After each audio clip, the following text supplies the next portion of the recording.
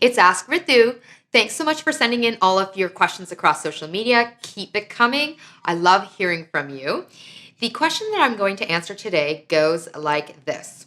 You're so honest about the struggles of being an Indian woman, daughter, wife, and more.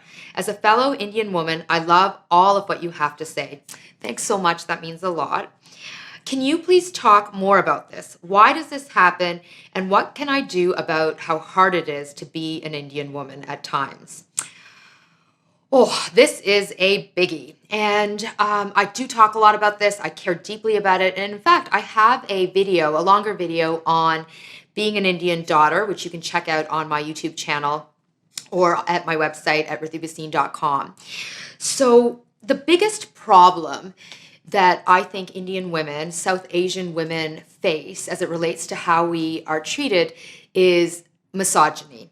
The fact that Indian culture is just so misogynistic. And I think it's really hard for us to talk about this in the context of white supremacy and racism, because if we actually openly acknowledge that some of this is actually true, then it helps to reinforce biases about who we are as a community, and so we don't actually openly acknowledge it. But we have to, because here's the problem. Sexism, patriarchy, misogyny, basically the belief that women are inferior to men, permeates every single aspect of Indian culture. Misogyny causes us to basically be controlled by our parents and our elders. So they get to decide who we love, who we marry, when we marry, what we do for a living, even how we dress. Misogyny, it causes us to be in disempowered romantic relationships so that our spouses control when we speak, how much money we make, who does the bulk of the household responsibilities, and more. It causes us to suppress our sexuality so that we are not allowed to be sexual beings and explore our sexuality or like sex. And for that matter, we can't even look into or explore or affirm our identities as people from the LGBTQ communities.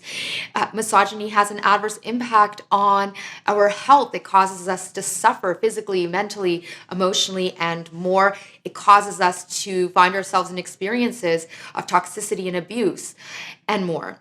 And so after today, one of the most important things you can do on a macro level is to call out sexism and misogyny in our culture.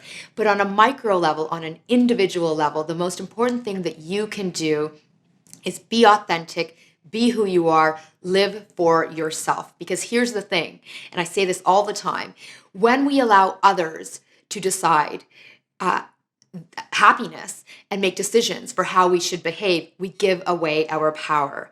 You do you, you be you, you stand in your power. That's the most important thing that you can do. I hope that this helps. As always, keep your questions coming across social media. Check out ritubhasin.com and make sure you sign up for my mailing list while you're there. Thanks for watching.